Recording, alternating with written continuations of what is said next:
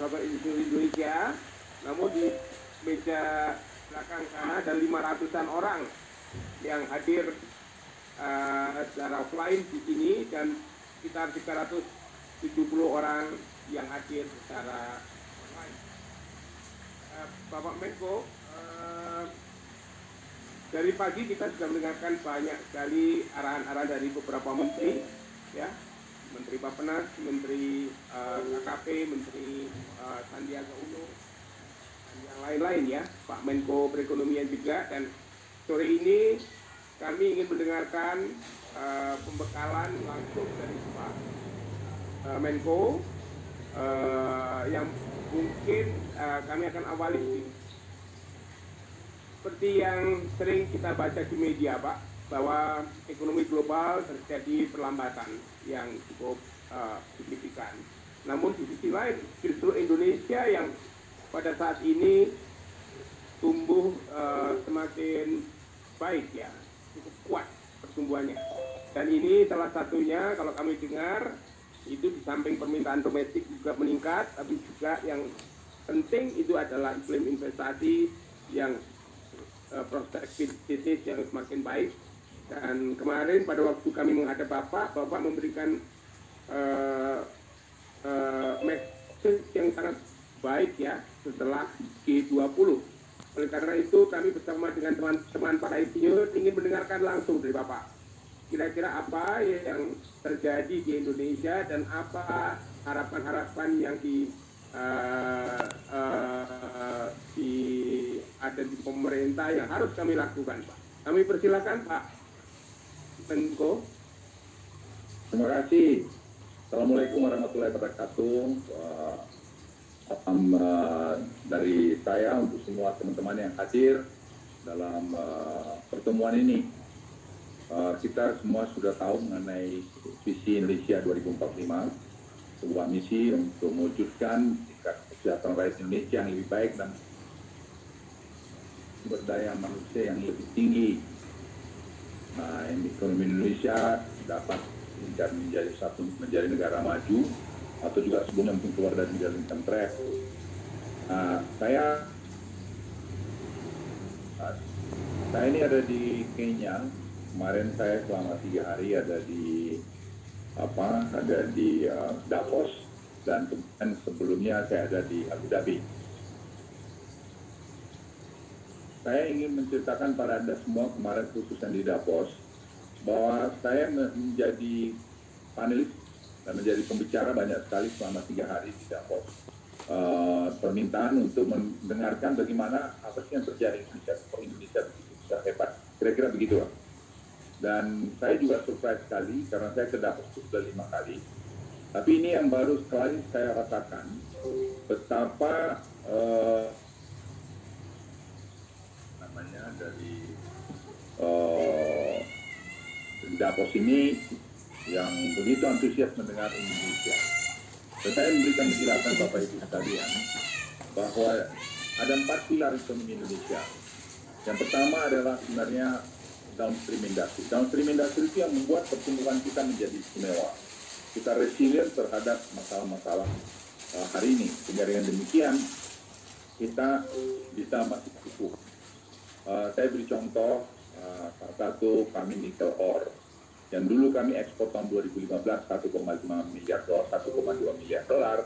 Pada tahun yang 2021 itu sudah mencapai 21 miliar dolar kira-kira. Dan kemudian tahun kemarin kami sudah mencapai hampir sekitar 30 miliar dolar. Jadi terlihat pertumbuhan itu. Dan itu sebenarnya adalah loncatan-loncatan yang kita lakukan untuk membuat ekonomi kita tinggi, sehingga saya katakan ekspor kami tahun lalu itu 293 miliar dolar, dan waktu COVID ekspor kami 232 miliar dolar. Jadi angka yang spektakuler, yang terbesar dalam sejarah. Jadi downstream industry ini menurut saya ada faktor yang besar. Yang kedua adalah smart efisiensi melalui digitalisasi. Digitalisasi ini saya katakan pada saya panelis juga, itu kami punya 105 miliar dolar government procurement. Yang itu selama ini kita impor hampir 85% atau mungkin 90%. Sekarang mulai tahun lalu dengan tahun ini kami sudah masukkan ke e-katalog. Dengan demikian, semua orang membeli dengan harga yang jelas melalui e-katalog, sehingga menciptakan juga lapangan kerja dan juga menciptakan juga tadi transparansi dan juga menciptakan inovasi-inovasi dan menciptakan atau mengurangi korupsi di Republik Indonesia. Dan ini saya sampaikan pada mereka. Dan saya bilang tentu kita pada bicara yang lalu jangan salah ngerti. Seolah-olah saya tidak setuju OTT ya. Tidak, kita negara maju, negara bermartabat, eloklah kalau kita tidak punya OTT lagi karena sistem kita yang baik, karena masyarakat kita paksa untuk tidak bisa mencuri. Jadi jangan disalah mengertikan. Itu yang kita mau. Dan bangsa besar, negara-negara maju tidak ada yang bersifat OTT lagi karena sistemnya sudah maju. Tadi sudah sampaikan tadi mengenai downstream, yang kedua tadi efisiensi, yang ketiga adalah tadi masalah komoditas price. Yang keempat adalah itu dengan harga komoditi yang naik, dan kemudian dana desa. Jadi dana desa itu selama 7 tahun terakhir, 8 tahun terakhir ini diberikan Presiden kepada desa 74.000 desa lebih. Itu membuat pemerataan pembangunan ekonomi kita di kampung-kampung. Banyak yang tidak sadar mengenai itu. Bapak Ibu sekalian, itu mengenai Indonesia, dan mereka berharap Indonesia itu menjadi stabilisasi ekonomi atau menjadi contoh untuk negara-negara berkembang. Saya bertemu dengan presiden dari Kongo. Presiden memintakan saya untuk lakukan persiapan itu berlanjut dari G20, yaitu tadi mengenai pembentukan South Cooperation. Dan itu mereka semua mengapresiasi, dan saya sangat bangga melihat Indonesia, melihat leadership Presiden Joko Widodo bahwa kita jadi model buat mereka. Dan itu mungkin kalau Anda tonton beberapa saya menjadi panelis, saya jelaskan semua secara transparan. Kenapa ini kita satu kunci ketauladanan, pemimpin yang bawahannya mencontoh pemimpinnya. Ini semua terus terang pengalaman saya sebagai militer. Bapak Ibu sekalian, saya kemudian diperintahkan Presiden ke Kenya untuk membuka market baru kita di Afrika. Kita jangan semua pejabat kita perginya hanya Amerika, kemudian ke Eropa, ke Afrika saja. Padahal Afrika ini sekarang menjadi salah satu raksasa yang mulai bangun. Dan saya tadi berbicara dengan Presiden Ruto. Saya diterima dan Presiden Ruto dengan 7 menterinya, hampir lengkap semua kabinetnya, dan saya share pada beliau Presiden Jokowi sampaikan bahwa kami dengan negara-negara Afrika dengan spirit Asia Afrika, spirit Bandung, ingin bersama-sama juga membangun South Cooperation di mana hutan tropis dan juga mineral langka itu bisa sama-sama dikelola dan nilai tambahnya ada di negara. Dan beliau menyambut baik itu, dan kemudian kita bicara yang konkret. Saya katakan kalau Bapak butuh tadi kelapa sawit, ayo kita bikin kelapa sawit, kita ekspor sekalian. Kenapa mesti kita hanya ekspor ke Eropa? Eropa menjadikan seperti kalau kita dia tidak terima, lantas kita mati. Tadi sudah disepakati kita akan buat beberapa juta ton dalam beberapa tahun ke depan. Sehingga dengan demikian Indonesia itu punya pasar baru, dan Afrika ini, Afrika Timur itu ada jumlah penduduk lebih dari 300 juta atau mungkin sampai 600 juta. Nah, itu akan menjadi market baru buat kita.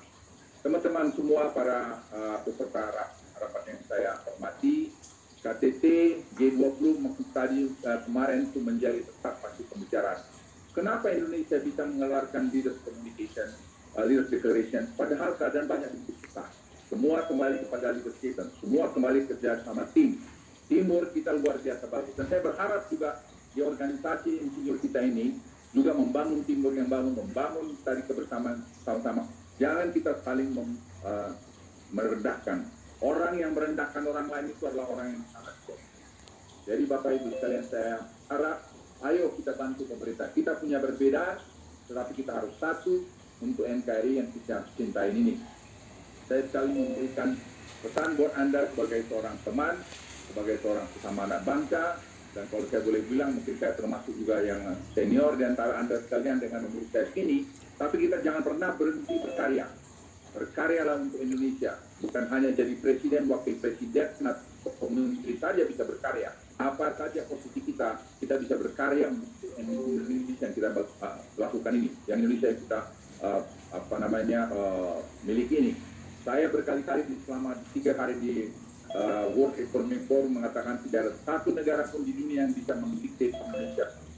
Kami negara berdaulat, kami tahu apa yang harus lakukan, dan kami siap berkolaborasi dengan siapapun di dunia ini.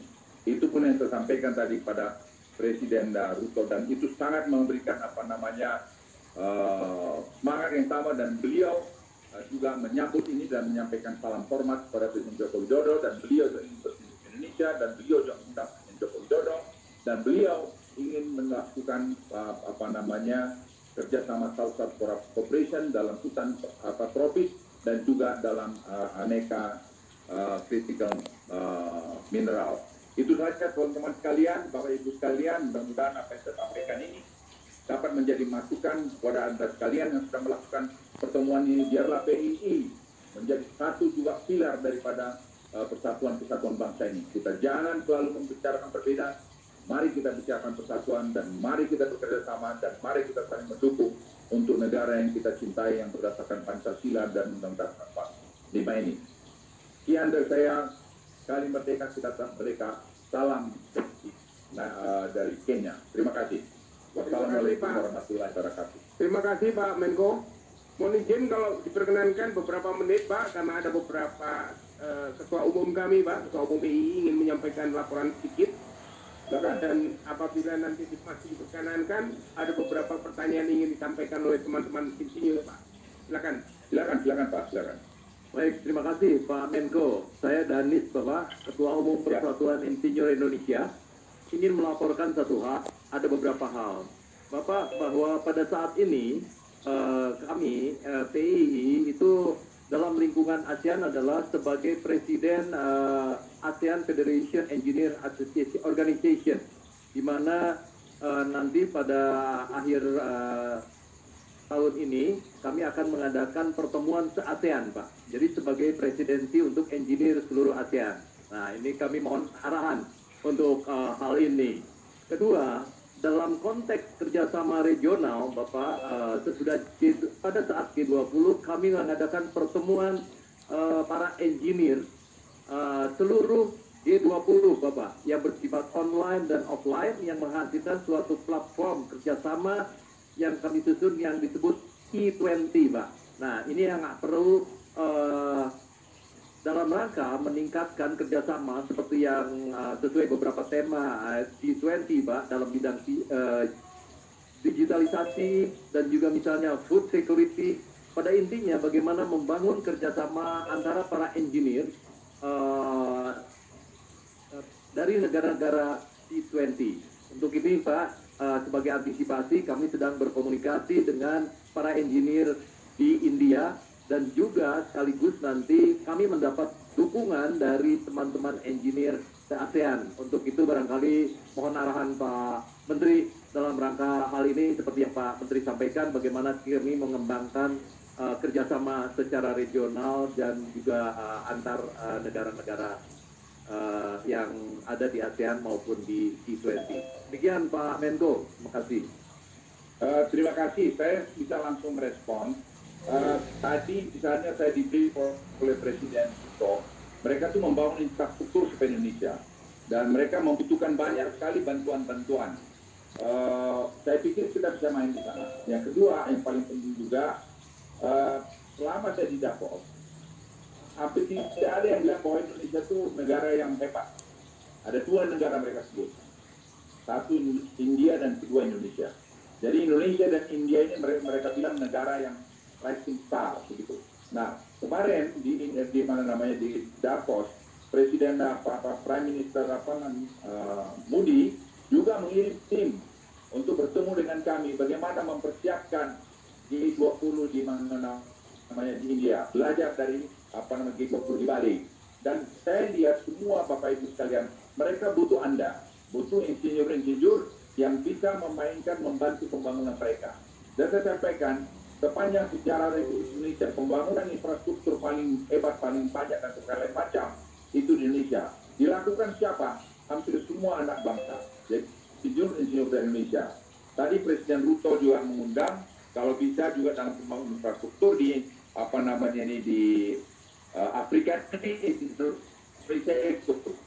Mana waktu kita sudah kita ikutkan di di South Sudan, dan itu membangun 1000 kilometer jalan, dan itu juga orang-orang Indonesia dan mix dengan pekerja lokal.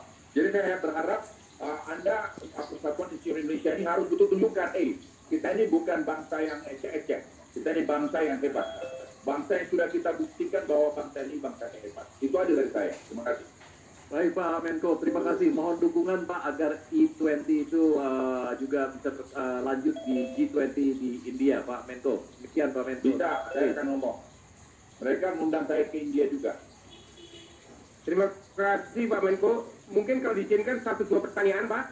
Silakan Pak. Pak Warsum ada saya? Oke, silakan Pak. Terima kasih Pak Menko. Saya turun langsung ke pangkat sebagai Ketua Bidang Digitalisasi Artificial Intelligence dan Telematika. Apresiasi kepada pemerintah Indonesia yang telah sukses di dalam menangani COVID, juga sampaikan masalah senjata nilai tambah tidak COVID. Tapi ada beberapa tantangan di digitalisasi. Walaupun digitalisasi telah memberikan satu manfaat untuk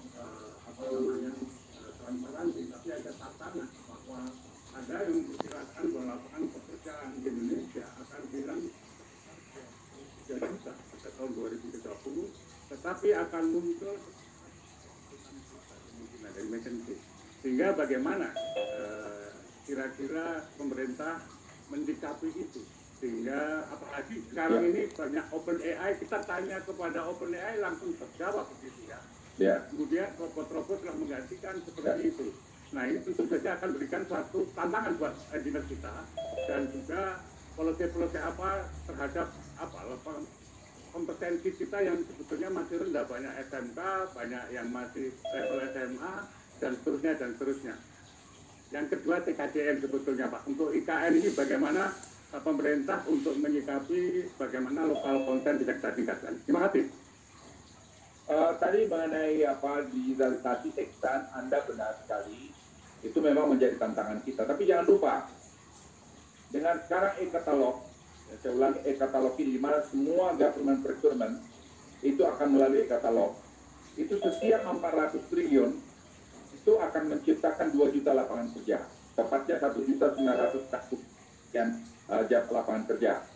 Yang kedua, itu akan berdampak kepada pertumbuhan ekonomi 1,7% untuk setiap 400 triliun, dengan 400 triliun ya juga yang dibuat dalam negeri. Jadi kalau kita punya sekarang 1.600 triliun, katakanlah itu nanti bisa semua kita lakukan sampai kepada 1.500 triliun, itu akan juga menjawab tadi apa yang Anda sampaikan. Tapi betul, kita harus mengkreasi pekerjaan lain lagi. Pertanian sampai hari ini menurut hemat saya, itu tetap lapangan kerja yang bagus. Hanya pertanian itu kita masih anggap seperti kelas 2. Padahal kalau saya tadi dapat briefing dari Presiden Ruto di sini, bagaimana pertanian itu ekspor bunga saja dari Kenya dan buah-buah itu langsung ke ke Belanda untuk pasar Eropa. Jadi saya kira tergantung bagaimana kita membuat kreasi-kreasi kita untuk ciptakan lapangan kerja dengan adanya kemajuan teknologi. Di mana sekarang teknologi ini makin hebat, artificial intelligence makin hebat. Banyak sekali sekarang pekerjaan-pekerjaan yang bisa dikerjakan oleh mesin ini tanpa manusia. Kemudian tadi mengenai TKDN. TKDN ini menurut saya tersinggung tadi dengan government procurement. Itu TKDN ini menurut saya harus kita majukan. Itu sebabnya saya ngotot sebenarnya supaya ada downstream industry. Karena dengan downstream industry ini, kita akan bisa bikin semua. Sekarang Anda lihat, gara-gara kemarin COVID, itu kita udah biasa menjadi work from home. Bicara dengan Zoom, proses pengambilan keputusan di Zoom, efisiensi terjadi. Tapi tetap juga pertumbuhan ekonomi kita jalan, efisiensi harus jalan. Sekarang ada perpres untuk melakukan pemerintahan berbasis elektronik. Apa dampaknya? Sekarang kami lihat ternyata pegawai kita kelebihan dari angka yang benar. Jadi nanti kita akan tahu juga, ini masih banyak masalah teman-teman sekalian. jumlah pegawai negeri kita itu sebenarnya berapa? Bisa berkurang 20% dari angka yang sebenarnya, atau 10%, kita belum tahu. Tapi pasti angka itu lebih besar dari angka yang sekarang ini. Kenapa? Tidak ada yang bisa lagi membohongi. Yang penting kita awasi. Jadi pencegahan itu yang paling penting. Jangan penindakan saja. Ini kita semua harus menjadi bangsa yang betul-betul transparan, yang mengontrol semua dengan berbasiskan teknologi. Ingat teman-teman sekalian, saya ingin mengatakan manusia itu pada dasarnya punya sifat yang baik, punya sifat yang jelek. Itu sebabnya ada agama, ada peraturan perundang-undangan. Zaman modern sekarang ini ada teknologi untuk tadi mengurangi itu. Tadi kepada IKN ini saya pikir ya sebanyak mungkin kita akan gunakan produk-produk dalam negeri. Dan menurut saya bisa. Tentu ada beberapa tertentu yang kita tidak bisa lakukan atau belum bisa kita lakukan, ya kita bisa tadi terima. Saya kira kita sekali lagi kalau bangsa sama-sama kerajaan, pernah kita melecehkan bangsa kita sendiri. Saya sedih kalau di medsos itu sendiri ada tokoh-tokoh kita yang melecehkan bangsanya sendiri. Mau tanya dirimu gitu loh, apa sih yang sudah kau perbuat buat Republik ini? Kenapa mesti mencela saja? Apakah pemerintah sempurna? Pasti tidak sempurna. Pasti banyak kurangnya. Siapapun pemerintah pasti ada banyak kurangnya. Itu aja pesan juga dari saya pada Bapak tadi Wakil Ketua Umum. Terima kasih Pak Menko. Satu lagi ada pertanyaan dari Pak Ilham. Pak Ilham ya. Wakil Ketua Umum BI Pak Dr. Ilham Habibie. Silakan Pak Ilham.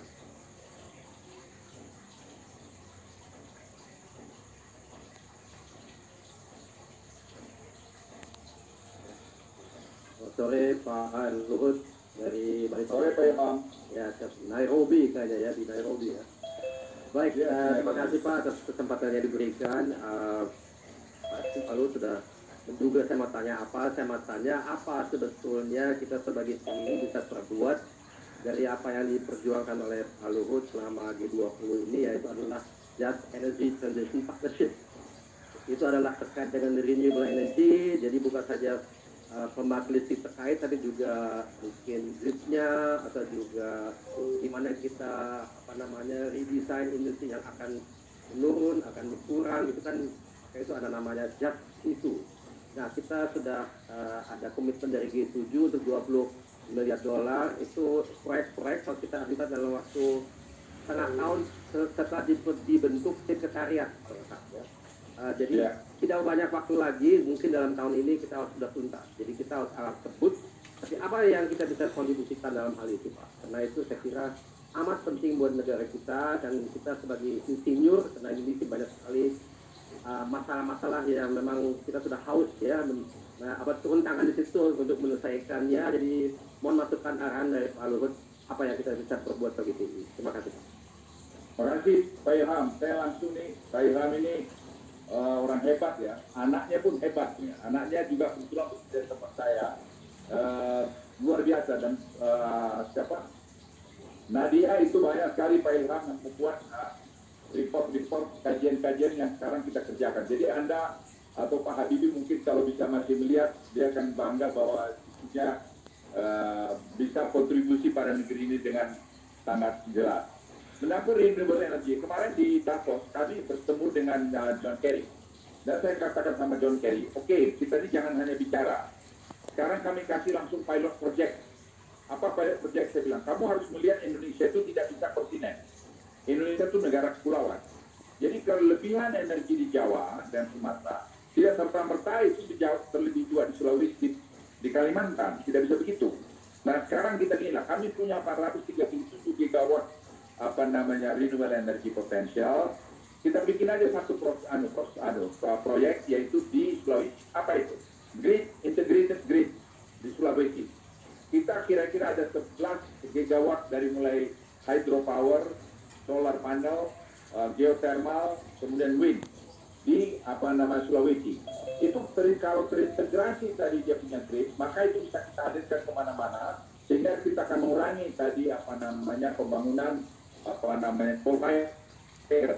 Untuk sekaligus menghilangkan coal fire itu tidak bisa, dan kami tidak mau. Karena saya katakan, saya sudah berkali-kali katakan sama Anda, jangan sampai mengganggu pertumbuhan ekonomi kami mengenai jet fuel ini. Jet fuel itu is very important, early retirement coal fire, Nah, itu bisa kita lakukan di Jawa. Langkah kedua kalau ini jadi, early retirement tetap jalan, kemudian untuk tambah diesel yang jumlahnya 2,5 gigawatt itu. Yang kedua adalah kita mungkin membuat integrated tadi grid seluruh Indonesia, sehingga demand itu bisa tersatu, karena 437 gigawatt hari itu juga tersebar di ring of fire kebanyakannya. Itu tadi mengenai kerja yang jadi Pak Ilham, sekretariat benar, itu harus terjadi, dan sekretariat ini bukan hanya itu aja Pak, implementasi daripada G20. Presiden memberikan instruksi supaya kita breakdown, konsolidasi.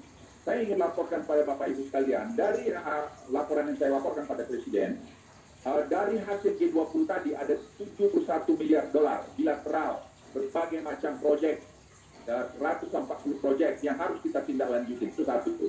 Yang kedua, ada 266 proyek multilateral senilai 238 miliar dolar yang harus kita follow up.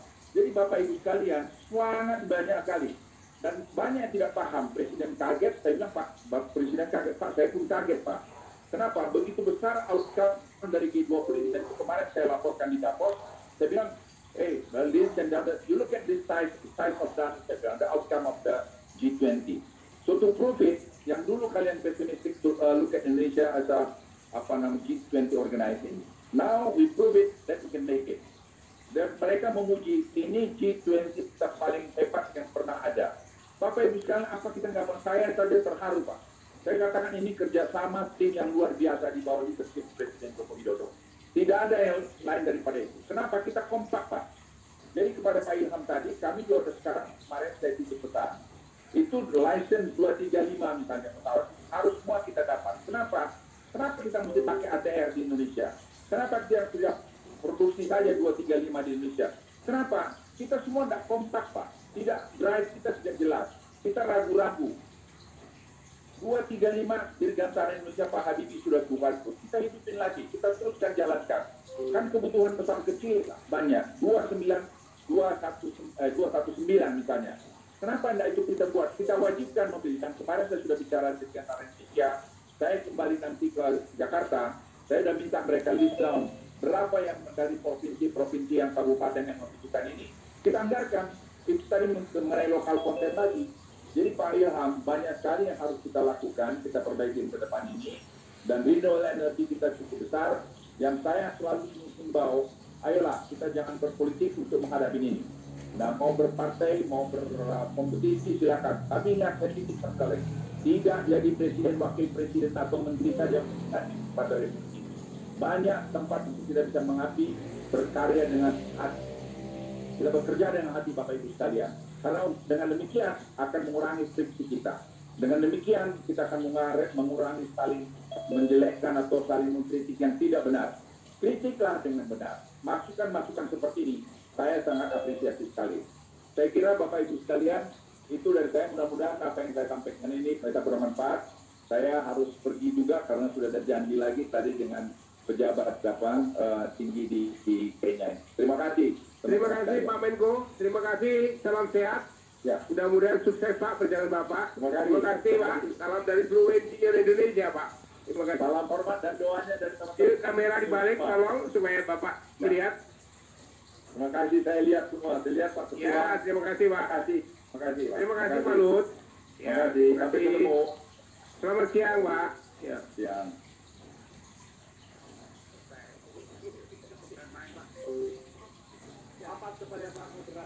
Menteri Koordinator Bidang Kemaritiman dan Investasi. Luar biasa.